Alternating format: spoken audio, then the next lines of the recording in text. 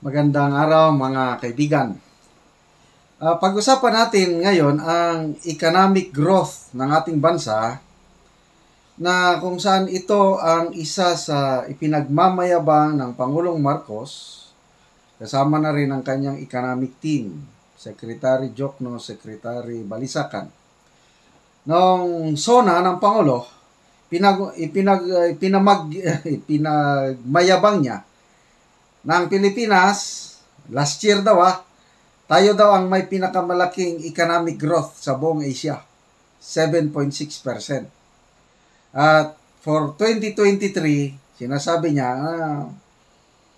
malaki yung economic growth. Ang forecast is malaki, 6 to 7% economic growth daw ngayong taon. Okay. So ito, may na-research ng aking kaibigan ni Eudora, Philippine Star News. Philippines economy losing steam. Humihina na po ang ating ekonomiya. So, ano ang basihan ng news article na ito? Na yung ipinagmamayabang ng presidente na lumalakas ang ekonomiya, losing steam na. Kung sa marathon pa, nauubusan na ng hangin. Okay, so, ito, foreign bank. Subtitle niyan is, Another Foreign Bank Cuts Growth Forecast. Ang foreign bank na sinasabi ay ang ANZ. Ito pong ANZ, fourth largest bank dito sa Indo-Pacific region and one of the top 50 largest bank in the world. So, hindi basta-basta ito, ANZ, na kabase ito sa Australia and it has 186 years of history. So, matagal na pong bangko ito. ANZ. Okay. According to this article, ang foreign bank na ito, ang growth forecast ng ANC para sa Pilipinas, dati, 5.8%. Okay. Ang gobyerno natin, ang forecast ng gobyerno is 6 to 7%. Yan ang forecast. Ang ANC, originally, 5.8. Ngayon, binago ang forecast, pinababa. So, ilan na lang ang economic growth ng Pilipinas for this year? It's only 5%. So, way below doon sa target ng gobyerno na 6 to 7%. Ibig sabihin, humihina ang ating ekonomiya. Okay, bakit? Anong basihan ng ANC? According to this bank, humihina na ang private consumption. Yung growth sa paggastos ng mga tao, bumababa na. Next, humihina rin yung remittances. Anong remittances? Yung galing sa labas. O FW ba? O ano yan? Humihina. And then, number 3, itong pinaka-importante, uninspiring pattern of job creation. Mahina daw ang Philippine government sa pag-create ng bagong trabaho. And tugma ito sa survey ng Octaba o SWS na tumataas ang unemployment dito sa Pilipinas. Tumataas ang poverty incidence. Tumataas ang hunger incidence ng mga Pilipino. Okay. Ang data from Philippine Statistics Office at saka World Bank, parehas ang kanilang findings na ang bulk, ang karamihan lang sa bagong trabaho na na-create ng PBBM admin ay nakabase sa agriculture at saka sa sales, yung nagbebenta ng mga bagay-bagay na both itong agriculture and sales sector are both low-paying jobs. So dahil low-paying jobs, kaya mahina rin ang consumption rate ng publiko. Okay, next. Yung GDP, Gross Domestic Product Growth. Nung first quarter, mataas pa, 6.4%.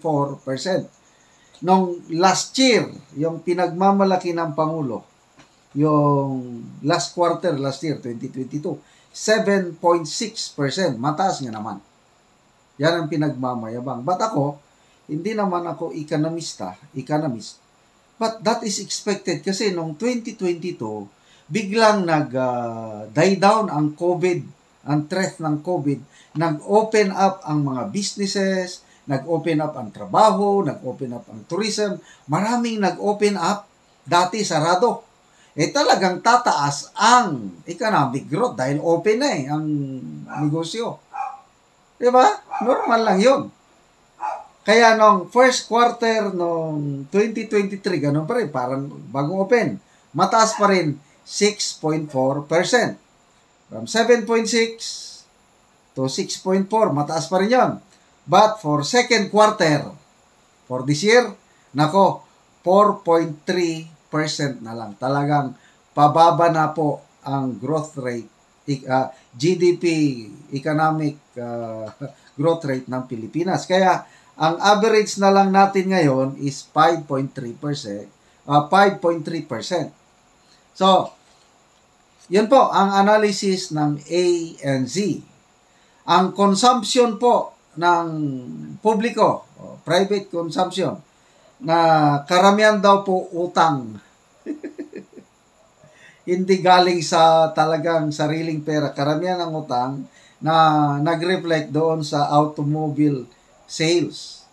Maraming bumibili ng sakyanan, kailang utang. At saka yung consumer goods importation. Okay, sa inflation, ito yung isa sa pinakamalaking problema ng Pilipinas ngayon. Inflation po, yung pagtaas ba ng presyo. So halos lahat na bibilhin tumataas. Diba, ramdam ng ordinaryong Pilipino ang taas, lalo ng bigas. Agricultural products, gulay. Hirap na ang taong bayan. Okay, so ang inflation po ng Pilipinas, ang average na ngayon is 6.6%. Okay, ipinagmamayabang ng Pangulo nung nagsona siya na mababa na ang inflation, sabi niya. Kailan ba siya nagsona? July? Tama, nung July sabi niya, 4.3% na lang ang ating inflation. Galing 8.7% nung January, talaga mataas. So bumaba, gumaganda na ang inflation. So ipinagmayabang ng Pangulo na by December, sabi niya, magiging 2% na lang. Yan ang forecast ng inflation according to this government. Kailang, noong August, biglang tumaas. Naging 5.3%. So, August, September, di ba tumataas ang presyo? Bumabalik na naman. So, yun po ang analysis ng foreign bank na ito na ang forecast sa inflation for the whole of 2023, maging 6% ang inflation.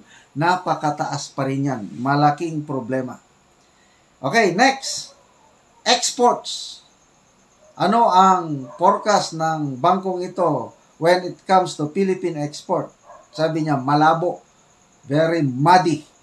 Dahil mahina ang sektor ng export ng Pilipinas. So, yun po. Ulitin ko, pinagmamayabang ng PBBM admin yung economic growth ng Pilipinas na hindi ito naiintindihan ng nasa laylayan. Figures lang yan. Ang importante sa mga tao sa baba, yung presyo. So, bigas, biglang lumobo, naging 60 pesos hanggang 80 per kilo. Mabuti nga na lang at nagkaroon ng price ceiling. Kaya temporarily, naging 41 to 45. Kaya lang, I don't know kung how long will that last. So, ngayon, I don't know, ano ba talaga ang mangyari sa ating economic growth? Ang para sa akin lang is, pababain lang ang presyo ng basic commodities. So, nagbabadyang tataas pa na naman yung basic necessities. What is basic necessities? Maliban sa pagkain na, yung bigas, yung mga canned goods, yung mga gatas, mantika, mineral water, yung nabibili sa grocery store. Gustong-gusto na ng mga manufacturers magtaas ng presyo, kailang parang pinagbabawalan sila ng gobyerno. Kasi kung payagan ng gobyerno na magtaas na naman ng mga sardinas, dilata, noodles, gatas, at ibang pa, nako, lalong mag-aalburuto ang taong bayan. So, yun po ang ating sitwasyon sa ating economy. Medyo malabo na, I don't know, ang gobyernong ito na palaging nagmamayabang, ito na, napahiya sila sa forecast ng isang reliable, credible na bangko, itong ANZ. Good luck po sa ating Pangulo.